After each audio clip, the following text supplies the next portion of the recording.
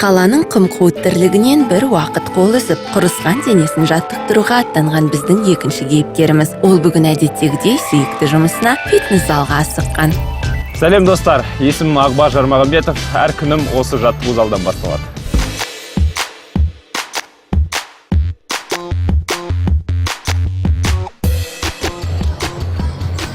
Осы менің жұмыс орным. Әр таңымды сағат таңғы 10-да бастаймын. Бүгін бізде екі жұлдыз бар. Бірінші ол Гүлзада Тұрлаш, белгілі актриса, және Олжас Нұрбаев, режиссер.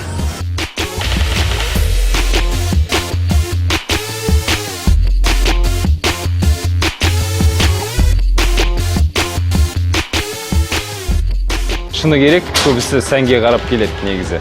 Өйткені бұның бәрі шетелден келеді. Екіншіден ол денсаулық. Денсаулық негізі соңғы орында тұр. Ең бірінші сәнге қарап келеді адамдар. Біраз уақыт өткеннен кейін, бір 5-6 айдан кейін адамдар түсінеді ең басты денсаулық екенін. Өйткені бірақ енді үлкен кісілер келіп жатса, олар енді денсаулығына қарап келеді.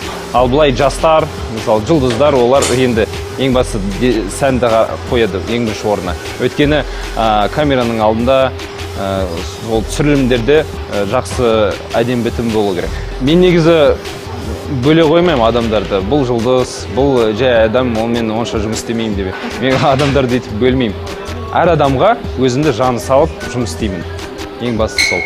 Ең басында адам келгенде біз ол адамға ең бастымен мотивация беру керекпіз, дұрыс жолмен апару керекпіз. Дұрыс тамақтану, уақытысымен жаттығуға келу, уақытысында ұйықтау дегенде біз тәртіпке келтіру керекпіз. Бұл ең бастысы мақсатымыз біздің жаттықтырушы ретінде. Артық салмақ глобалды проблема, бірақ біздің Қазақстанда ол қатты дамыған емес. Өйткені біздің тағамдарымыз табиғи деп айтсам болады. Мысалы, мен өзім 2 ай бұрын шетелге барып келдім, ақш-та болдым. Олардың тамақтары көбісі жасанды деп айтсам болады. Ал біздің Қазақстанда енді табиғи өнімдері бар. Біз өте төмен бағаға табиғи тағамдарды жей аламыз. Негізі дұрыс тамақтану, ол көбісі ойлайды, бұл қымбат, дәмді емес. Негізі қазір мәлімет көп қой. Ғаламторда өте жақсы әдемі рецепттер тауып алуға болады дұрыс тамақтанудың. Сондықтан зерттеңіздер, қараңыздар, тауып аласыздар. Жаттықтырушы болуға осы бодибилдинг спорты итермеледі. Ең бірінші 15 жасынан бастап бодибилдингпен айналысу бастадым. Балалармен өзіміз жаттығу залында немесе далада айналысып жүрдік. Еш құралсыз өз күшімен айналысып жүрдік далада. Бірінші жаттығу залына келгенде сол адамдар, ішінде жаттығу жүрген адамдар қатты мені итермеледі спортқа. Өйткені бұл адамдар спорт залдарына кірсеңіз, бұрынғы спорт залдарында үлкен портреттер, Арнольд Шварценеггер портреттері бар, Франко Коломбо деген. Солардың видеоларын көріп, Терминатор фильмін көріп, өте қатты мотивациям ашылды. Сосын осы спортқа келіп, ең бірінші 2011 жылы сахнаға шыға бастадым. Сол ең бірінші сахнаға шыққаннан кейін, осы менің бағым ашылды деп айтсам болады. Басқа шаруалармен айналысқым келмеді. Сосын 2013 жылы мен бүкіл басқа жұмыстардан шығып кеттім. Өйткені менің мамандығым инженер құрылысшы, бірақ қазіргі уақытта мен өзімнің денемнің инженері деп айтсам болады. Маған негізі өзімнің жұмыс барысы ұнайды. Өйткені адамдар жанын салып, кәдімгідей терлеп жұмыс жасаса, мен өз-өзіме ризамын боламын. Рахаттанып қалам кәдімгідей. Адамдармен ең басында бастағанда ол ең қиын деп ойлаймын. Өйткені адам өз-өзіне сенбей тұрады, тез тастап кетеді да, сол бастағаны ең қиын. Сондықтан адам, клиент ең бірінші келгенде біз адамға мотивация беру керекпіз, адамға сенім беру керекпіз. Соны сен жаның саласың ол адамға. Ол адам сені тастап кетсе, сол кезде қиын болады, шыны бар. Әр спортшының, жаттықтырушының екі қасиеті болу керек.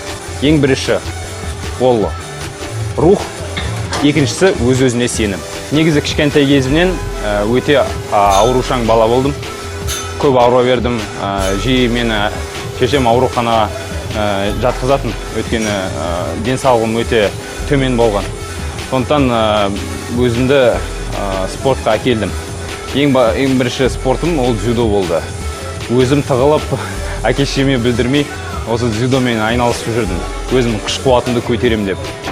Бірақ ешқашан мен анам қарсы болды ол. Жиі қарсы болды.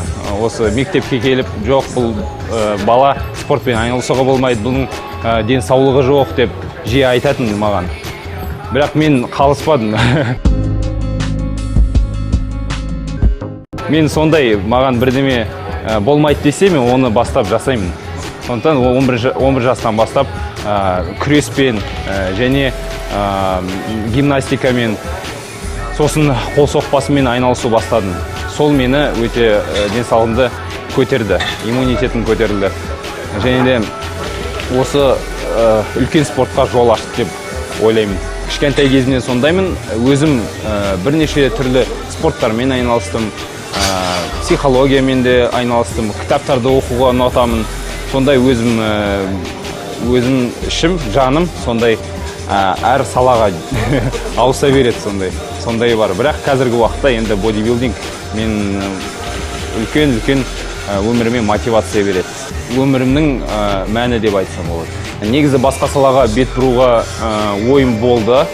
Өйткені жаттықтырушы ретінде ең бастаған кезде мен ойларым болды. Мүмкін сатушы болам ба, осы үлкен жаңағы құрылысшы ретінде сатушы болам ба деп, және де басқа спортшы болам ба деп, қол соқпасымен айналысам ба деп көп ойлар болды негізі.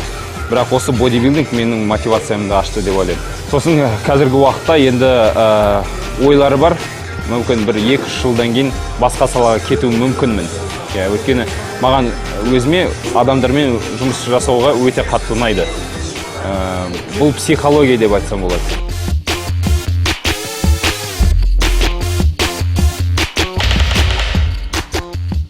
Енді мен ойымша, әр адам өз ісінің шебері болу керек. Өйткені адамның көбісі өзіне ұнамайтын жұмыстарды жасайды. Ал адам өзі ұнайтын жұмысты тауып, соған жанын салып жұмыс істесе, ол әрқашанда сәттілікке жетеді. Ал Олжас жаттығуға енді кірісіп жатыр. Олжастың мақсаты кеуденің бұлшық еттерін көбейту. Кеуден жоғары жағына түсіресің. Көре ма? Тегіз көмектесем. Жақсы.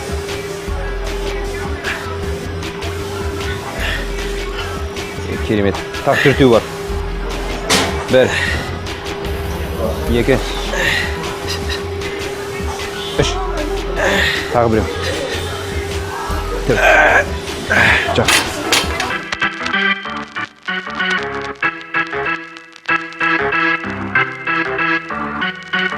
Ал достар, қазір түскі астың уақыты. Сонымен біз дұрыс тағамдарды іздейміз. Так, бұл бізге жарамайды. Бұл өте тәтті. Көмір сулар көп. Здравствуйте. Здравствуйте. Так, что у вас есть полезного такое? Какой-нибудь салатик? О, это вы по адресу. Да. Біз дұрыс тағамдарға жататын салаттарды іздейміз. Жақсы. Осы тапсырыс бергеннен бұрын мен сізге айта кетейін, өзім қалай тамақтанатынын. Мысалы, таңғы асты тек қана ботқаны жеймін. Сұлы жармасы, сүзбе бар, айран шамалы ішемін. Таңғы ас солай болу керек. Ең дұрыс, өйткені таңғы аста асқазанымыз тағамдарды сұрап тұрады. Сондықтан дұрыс тағамдарды беру керек, ең бастысы. Және де күніге суды шамамен 3-4 немесе 5 литрге дейін ішемін. Өйткені көп жыл жеймін, жұмыс істеймін, арасында өзім жаттығамын. Сондықтан тамақтану табыстың 70% деп айтсам болады. Жаттығу 30%. Сонымен дұрыс тамақтанған, енді үйде көбінесе әйелім дұрыс тағамдарды жасайды. Мысалы, осындай қант сияқты нәрселерді біз қолданбаймыз. Салауатты өмір салтын ту еткен Ақбар Жармағанбетов тағамды талғап, тек пайдалысын жейді. Ризамын бағдарламасының көрермендеріне айтар кеңесі де бар. Көрермендерге бір кеңес берейін. Осы қантты стевияға ауыстыруға маңызды. Сондықтан тез артық салмақтан арылуға болады. Және де осы нанды тағамдарды біз қолданбаймыз. Тек қана қара нан, түскі уақытта шамалы қара нан жейміз. Күніге мен өзім 5-тен 7 ретке дейін тамақ ішемін. Көбісі ойлайды, енді ол көп шығар деп. Негізі көп емес. Өйткені жиі аз-аздан. Спорт тағамдар және жасанды препараттар екіге бөлінеді. Жасанды препараттар дегеніміз ол стероид, допинг, сондай препараттарға жатады. Ал спорттық тағамдар ол табиғи өнімдерден жасалады. Сондықтан мен өзім профессионалды кәсіпқой ретінде бодибилдер болғаннан кейін біз спорттық тағамдарды күніге қолданамыз. Өйткені бізге тез уақытта бұлшық еттерді жинау керек. Біз күніге 2-3 сағаттан бөлеміз жаттығуымызға. Бұлшық еттерімізге ақуыздар мен көмірсулар керек. Көп мерзімде. Біз оны тек қана жай тағамдармен жина алмаймыз. Мысалы, мен қазір осы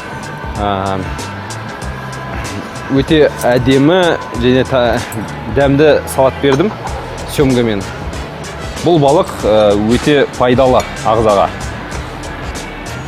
Осы балықты күніге 1-2 реттен жеп жүрсеңіздер, артық салмақтан арылуға болады. Бұл рас. Және де сұйық майды ешқашан мен қолданбаймын. Зәйтүн майын қолданамын. Көбісі ойлайды, осы дұрыс тамақтану қымбат деп. Маған негізі шамамен 50-60 мың теңге айына кетеді 2 адамға. Өйткені дұрыс тағамдарды таңдау қиын емес. Мысалы, өздеріңізде уақыт жоқ болса, дұрыс тағамдарды дайындауға, онда тапсырыс беруге болады. Ол шамамен 150 мың теңге кетеді. Бірақ сіз ешқандай тағамдарды дайындамайсыз, сіздерге әкеп береді кешкі уақытта. Күніге 6-7 рет тамақ ішесіз. Жиі аз-аздан. Сол қазіргі уақытта ғаламторда мәлімет көп осы тағамдар туралы. Сондықтан ешқандай диета керек емес, өйткені диета ағзаға өте зиян. Біз ағзамызға толық ретінде бүкіл витаминдерді беру керекпіз. Күніге сондықтан бөліп тастау керекпіз. Ақуыздар, көмір, сулар және клетчатка дейді ғой. Осы салаттар соған жатады. Өте пайдалы. Бұл салаттарды мен күніге 3 реттен жеймін. Бос уақытында мен өзім тауға көтерілуге ұнатам. Футбол ойнаймын, баскетбол ойнаймын, спорттың әртүрлілерін көремін. Және де осы жазда, Құдай қаласа, шетелге барып келейін деп жатырмыз. Уақыт өтіп жатыр, өмір көргіміз келеді, ашық өзімізге бірдеме. Кейіпкеріміз шай іше отырып, жұмысы туралы ғана емес, отбасы жайлы да ой қозғауды ұмытпады. Мен былтыр үйлендім, 2016-та. Қазір енді Құдай қаласа осы уақытта енді көбейетін шығармыз.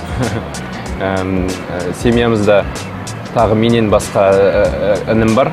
Ол Астанада тұрады, жұмыс жасайды. Жиі жаттығу залына барып тұрады өзі. Және әке мен анам Қарағандыда тұрады, Қарағанды қаласында. Қарағанды қаласында тұрады. Мен өзім айына 1-2 рет барып тұрым. Сосын енді қазір өзім спортпен шұғылданғаннан кейін, менің анам да, әкем де, мысалы, анам жүгіріп жүреді күнде. Әкем жаттығу залына барады, звондап тұрады. Ей, балам, қандай жаттығулар жасау керек дегендей. Сөйтіп консультация беріп тұрам оған. Ақбардың өмірінде спортқа ғана емес, өнерге де орын бар. Актердік, тележүргізушілік қырынан танылған кейіпкеріміз бұл жайлы өзі баяндасын. Мен өзім институт бітіргеннен кейін осы Алматыға келдім, өзімді іздеп жүрдім. Неше түрлі жұмыстармен жұмыс істеп. Бірақ достарым көбісі айтып жүрді маған. Сен өзіңді көрсейші, сынап көр, актер ретінде, денең бар, түрің бар дегендей. Сол ең бірінші рет бір ел бірлігін жырлаған деген киносында түстім. 1 ай бойы Қаскелен жақта далада таза ауада жаттық, фильмға түстік. Сонымен кино әлеміне келдім. Өте қатты ұнады. Одан кейін әрбір хикаяларға түсе бастадым. Өмірім өзгеше өзгеріп кетті. шын айтсам, актер болу өте қиын. Өйткені образға кіру деген, ол өз-өзімен жұмыс жасау өте қиын. Осы бодибилдинг сияқты ғой. Сен күнде келесің, ешкімге қарамай, өз-өзімен жұмыс жасайсың. Күнде жаттығу, өзіңді көтеру керексің, өзіңе мотивация беру керексің. Солайда актерлік ретінде айнаның алдында тұрып, күнде осылай жаттығу жасап, ол өте қиын. Және де кастингқа келгеннен кейін қобалжисың, арасында өтпей қалам деп, сондай ойлар болады. Бірақ актер болу ол өте қызықты. Мысалы, таңнан бастап, түнге дейін түсіріп, таңға дейін түсіріп, тоқтамай жұмыс жасаған негізі қызықты өте. Өйткені барлық команда жұмыс жасайды. 30-50 адам болсын. Ал сен біреу өз мақсатыңды орындау керексің. Актерлік ұнайды хобби ретінде. Ал былай ең басты менің жұмысым адамдарға көмектесу, адамдармен жұмыс істеу. Маған сол өте қатты ұнайды. Ал енді тамақ қорытылып болды. Енді жаттығуды далада, таза ауада жасаймыз. Құралдары өзімен бірге тасайым. Зілтемір бар. Гантеліміз бар. Толық дайынбыз.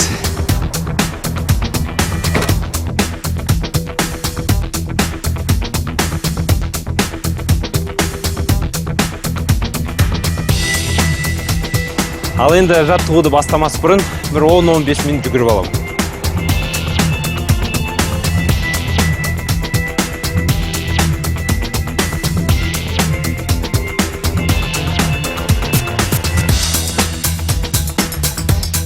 Әр жаттығудың алдында мен міндетті түрде созыламын. Бұлшықеттерімізді жібітіп алу керек.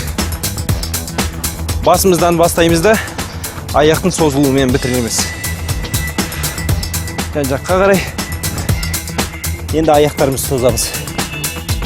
Мен негізі далада шыдамдылықты арттыратын жаттығуларды ұнатамын. Сондықтан біз бүгін комплекс жаттығуларды жасаймыз.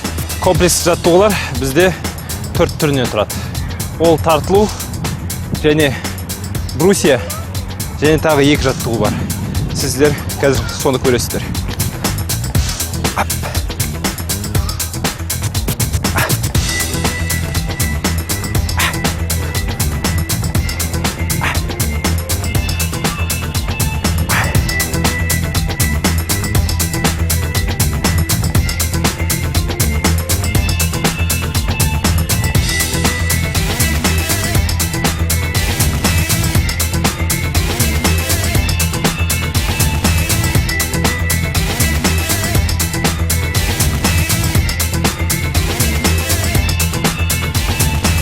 Осымен бүгінге жаттығуларды аяқтадым. Толық денеме арналған жаттығуларды жасадым. Қазақстанға бодибилдинг 95 жылы келген. Содан бастап бері қазіргі уақытта өте қатты дамыған. Қазіргі уақытта мысалы 2 чемпион бар, әлемде шыққан біздің қазағымыздың қыздары. Бодибилдингқа дайындалу барысы өте қиын. Мысалы мен дайындалған кезде 8 ай бұрын дайындалып бастаймын. 8 ай бойы ауыр темірлерді көтеріп, 8 ай бойы дұрыс тамақтануда отырып, 3 ай бұрын біз диетаға отырамыз. Сол диета енді тек қана ақуыздар жейміз. Ешқандай көмір сулар жоқ, нандар жоқ, тәтті тағамдар болмайды. Сол 3 ай бойы біз жаңағы артық салмақтан, майлардан арыламыз. Сол 3 айдың ішінде біздің жаттығуларымызда шамалы азая бастайды. Сахнаға шығудың өзі тәртіптері бар. Біз мысалы мен бір жарты жыл бұрын өзімді дайындау бастаймын. Өйткені біз шығамыз, позирование деген бар бізде. Өз-өзімізді денемізді көрсетеміз. Бұлшықеттерді көрсету өзі өте жеңіл емес. Өйткені бір жарты сағаттың ішінде сен жаңағы қысымдастап, денің барлық бұлшықеттерді қысымдастап көрсету керексің. Сенің ағзаңда су болмай тұрған кезде және май жоқ болған кезде соның бәрі көрсету керексің. Біздің специальный жаңағы грим бар. Оны денемізге жағамыз. Бұлшықеттерді әдемі көрсету үшін. Ең бастысы арманым менің оратор болу. Ораторика арқылы адамдарды спортқа итермелеу. Қорқынышты кинолардан қорқам. Қарауды ұнатпаймын. Дір-дір етем отырғанда. Негізі мүмкіндік болса, Геннадий Головкинмен кездесіп, сұхбаттасқым келеді. Сырымды ашып, және де оймен бөліскім келеді сол адаммен. Өйткені ол үлкен мотиватор, Қазақстанның мақтанышы. Менің сүйікті кітабым Дейл Карнеги «Адамдармен тіл табысу». Менің ең бірінші кітабым 15 жасымда болған. Сол кітап менің өмірімді өзгертті деп айтсам болады. Өйткені бұл кітапта ең маңызды нәрселер жазылған. Адамдармен қалай тіл табысу, адамдармен жұмыс істеу, достасу деген сондай мәселелер ашылады. Мен негізі Шәмші Қалдаяқовтың өлеңдері қатты ұнатамын. Бақыт құшағында өлеңі қатты ұнайды.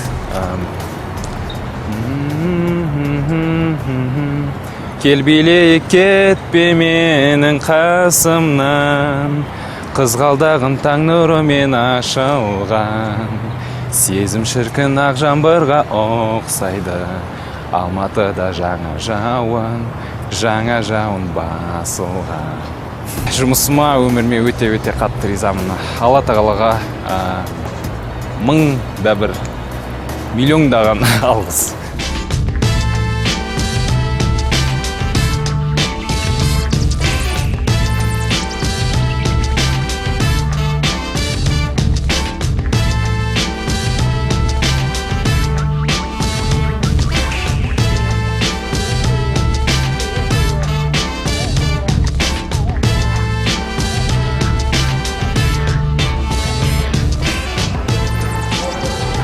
Осылай, менің күнім осылай өтеді. Менімен болғандарыңыз үшін көп рахмет. Сау саламат болыңыздар.